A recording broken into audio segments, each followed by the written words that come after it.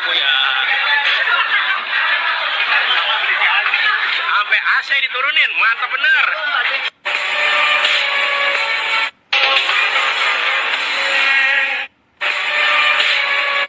Ya, rumah uya-uya. Hari yang mantap.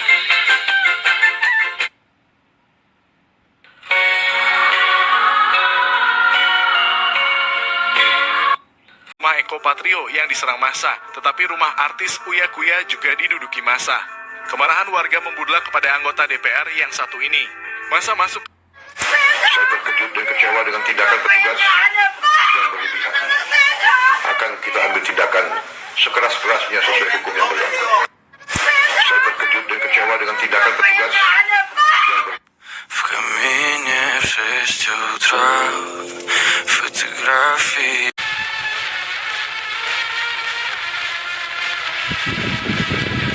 Bang, apa itu bang?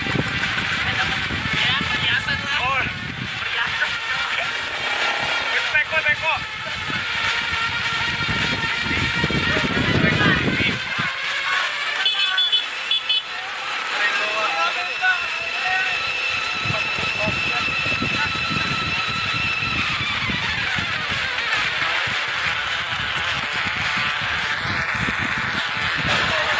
Rumah Eko Patrio guys. Gue yang megang aja.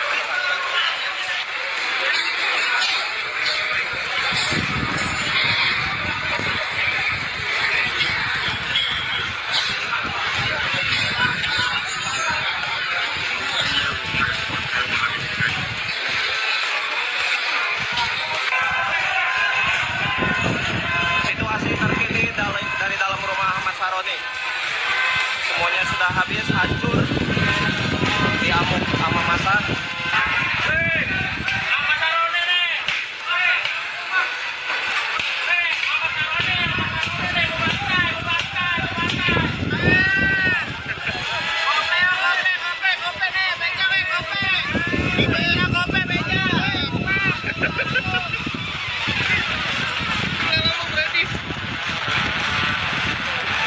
Kondisi rumah si Mulyani, Jalan Pamer sektor 10, Matau dari rumah si Mulyani.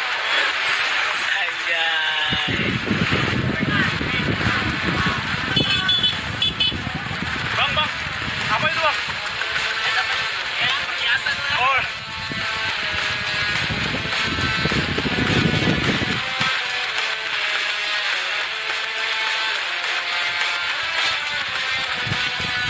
bang, apa itu bang? Ya, perhiasan lah. Oh, Perhiasan. teko.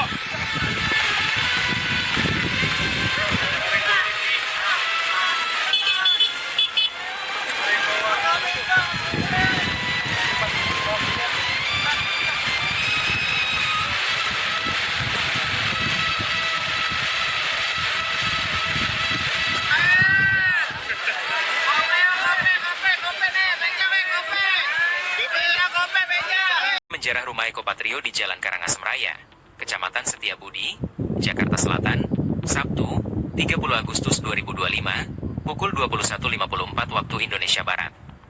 Kemudian rumah Uya Kuya di Duren Sawit, Jakarta Timur juga menjadi sasaran massa untuk dijarah. Massa yang datang ke rumah Eko Patrio sempat bersitegang dengan salah satu keamanan dari komplek tersebut karena tak terima di foto-foto. Tak lama ia meminta agar massa aksi untuk masuk ke dalam komplek dan menuju ke rumah Eko. Saat sampai di depan rumah Eko, anggota TNI keluar dari basement dan menghadang massa aksi agar tak anarki. Di sana terjadi negosiasi antara TNI dan massa. Tak lama massa dibiarkan masuk untuk menjarah barang-barang. Selama 30 menit massa membawa barang berharga seperti sepeda, TV, pakaian, dispenser, microwave, dan lainnya. Massa meminta selama proses penjarahan tak ada yang menyalakan video atau mengambil foto. Sebelumnya, kediaman Eko Patrio dijaga oleh sejumlah security. Sabtu, 30 Agustus 2025, malam. Dari pantauan lokasi, pihak keamanan terlihat menyortir setiap kendaraan yang masuk ke dalam komplek mewah tersebut. Di depan rumah mewah yang dikabarkan seharga 150 miliar rupiah itu juga dijaga oleh sejumlah orang. Setiap sepeda motor ojol yang masuk diperiksa dan ditanya oleh pihak security komplek.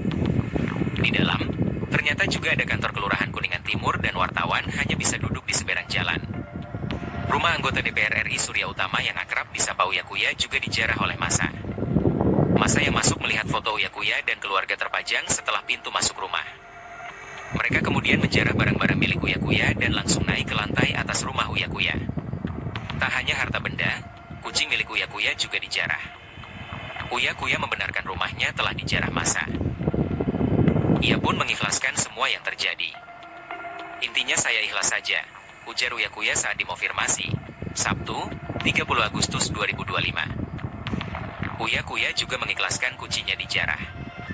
Aku ikhlas, cuma kalau kalian lihat kerjaku selama ini seperti apa, cuma yang sedih kucing-kucing makhluk hidup juga dijarah. Gitu saja, ucap Uya Kuya. Uya menyatakan bahwa ia dan keluarga kini dalam kondisi aman. Insya Allah aman, tutur Uya Kuya.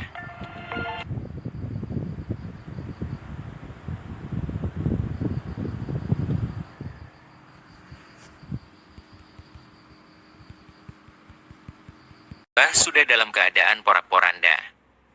Pas saya lihat ke dalam tadi, sudah berantakan semua.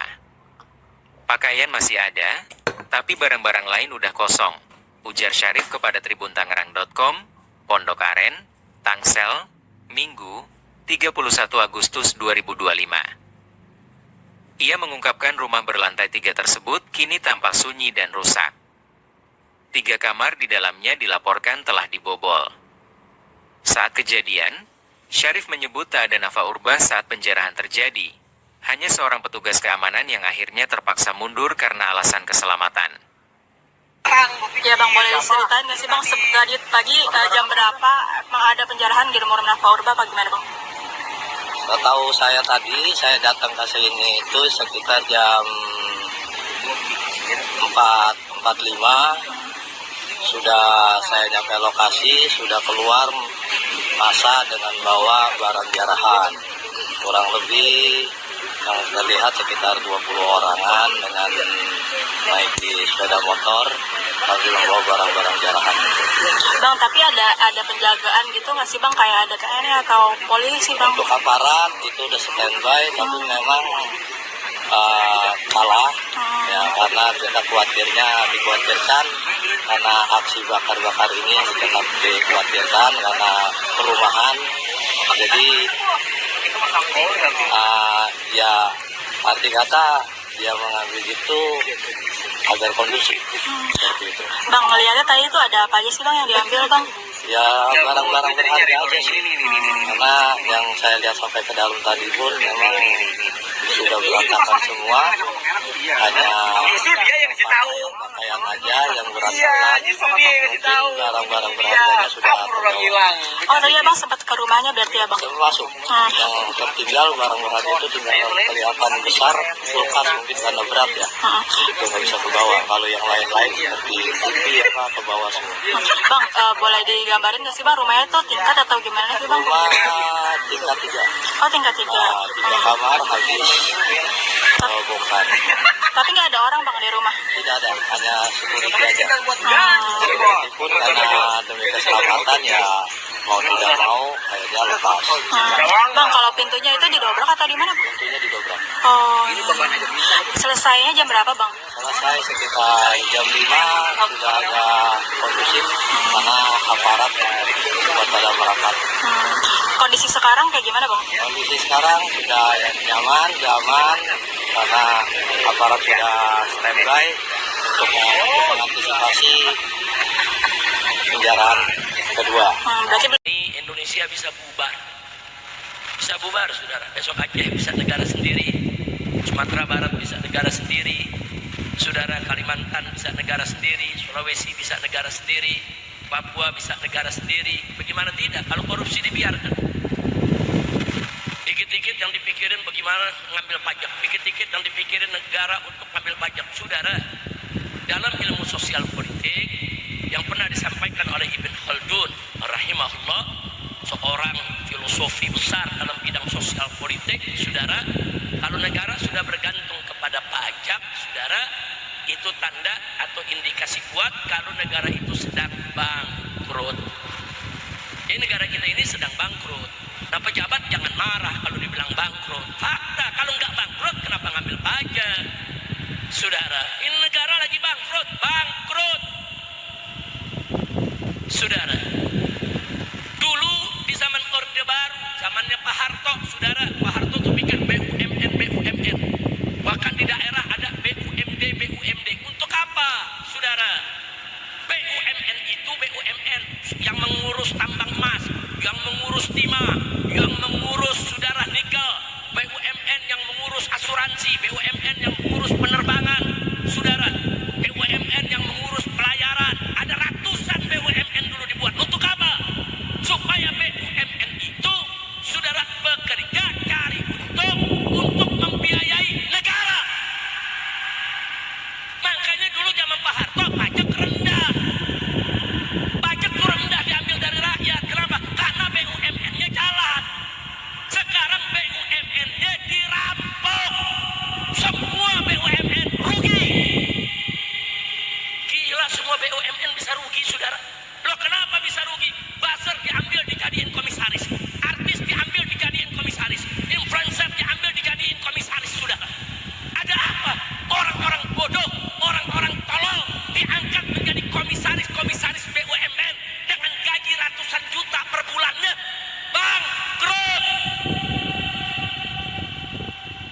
Nah, begitu udah bangkrut, mau nyari duit dari mana? Rakyat dipajakin, saudara. Apakah ada menteri yang bilang, nah, ini kan pajak sama zakat, pala lu bomenyan. Saudara, zakat itu Allah ambil dari orang kaya. Orang miskin nggak wajib zakat. Betul. Dan zakat itu diambil dari si kaya, dikasih kepada si miskin. Betul. Itu zakat. Kalau pajak enggak, diambil dari orang miskin buat ngempanin pejabat. Jadi itu pejabat pada makan diempanin dari uang rakyat, tidak punya malu. Nah, begitu sekarang orang ribut di mana-mana pajak, mereka marah, saudara. Kalau rakyat kritik jangan marah. Kalau rakyat kritik ambil pelajaran. Kalau rakyat kritik perbaiki negeri. Hati-hati, saudara. Ini sengaja saya sampaikan, saya takut kalau kondisi semakin hari semakin seperti ini, besok yang terjadi hukum rimba, saudara. Besok ada huru hara di mana-mana. Kalau besok ada huru hara, ada penjarahan, ada perampokan, ada begal, orang seenaknya ngambil harta orang lain, saudara. Hancur ini negeri. Makanya Nabi udah ingetin dari jauh-jauh hari. Apa kata Nabi? Idza wusidal amru ila ghairi ahli mantadri sa'ah. Kata Nabi, kalau suatu urusan diserahkan kepada yang bukan ahlinya, ya tunggu aja kehancuran. Dan sekarang komisaris BUMN, saudara, diserahkan orang-orang yang gak jelas. Dikasih influencer, dikasih buzzer, saudara. Nah, bagaimana orang-orang model yang selama ini menghina ulama, menghina agama, menghina Islam, bahkan ada koruptor diangkat lagi jadi komisaris. Apa ini negeri, saudara? Nah, jadi sekali lagi kondisi negara kita ala khatarin azim. Ini negara sedang dalam bahaya yang sangat besar, very danger, saudara. Nah, karena itu yuk, jawaban untuk ini semua, pertama, kita lebih mendekatkan diri kepada Allah agar Allah subhanahu wa ta'ala menolong kita semua. Yang kedua, kita mesti lebih merapatkan ukhuwah di antara kita, saudara. Jangan tinggalkan ibadah, pererat ukhuwah kita. Sebab kalau kita nggak mendekatkan diri kepada Allah, maaf, kalau besok terjadi kebangkrutan negara ini, saudara, maka Indonesia ini bisa terjadi huru hara. Nanti manusia di mana-mana perilakunya seperti binatang. Rampas sana, rampas sini, bunuh sana, bunuh sini, saudara. Dan itu tidak akan bisa lagi dikendalikan. Tidak bisa dikendalikan oleh tentara, oleh polisi, atau siapapun, saudara. Nah, maka itu, agar hal itu tidak terjadi, pertama, tingkatkan iman takwa kita kepada Allah subhanahu wa ta'ala. Yang kedua, tingkatkan persaudaraan kita semua, saudara, supaya kita kompak. Kalau terjadi hal-hal darurat, kita bisa jaga, saling menjaga satu sama lainnya. Jaga kampung-kampung kita, jaga rumah-rumah kita, jaga masjid-masjid kita, jaga pasar-pasar kita, agar kita tidak mudah terprovokasi oleh siapapun. Dan kepada pemerintah kita minta segera lakukan perubahan. Saya udah capek memberikan nasihat. Kalau saya katakan bosan, nggak boleh. Jerah nggak boleh, saudara. Kita dalam dakwah nih walaupun secapek apapun nggak boleh kita kapok, jerah, saudara.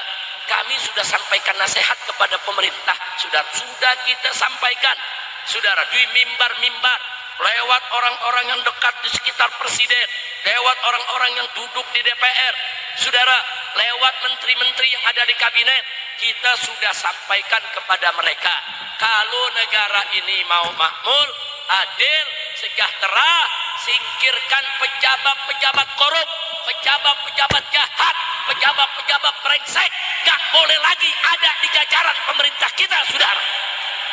Nggak boleh. Orang udah ketahuan brengsek masih diangkat jadi menteri. Orang udah ketahuan terlibat judi online masih dipertahankan jadi menteri. Orang yang sudah ketahuan terlibat korupsi masih dipertahankan jadi menteri. Orang yang ketahuan terlibat pelanggaran HAM seperti pembunuhan di KM 50 masih diangkat menjadi menteri. Bagaimana mau berkah ini negara? Inna lillahi wa inna ilaihi raji'un. Saudara, maka itu saudara, di malam peringatan manusia yang serba sempurna paripurna yaitu Nabi Yuna Muhammad sallallahu alaihi wasallam, kita mohon kepada Allah dengan tawassul, yaitu tawassul melalui kesempurnaan nabinya.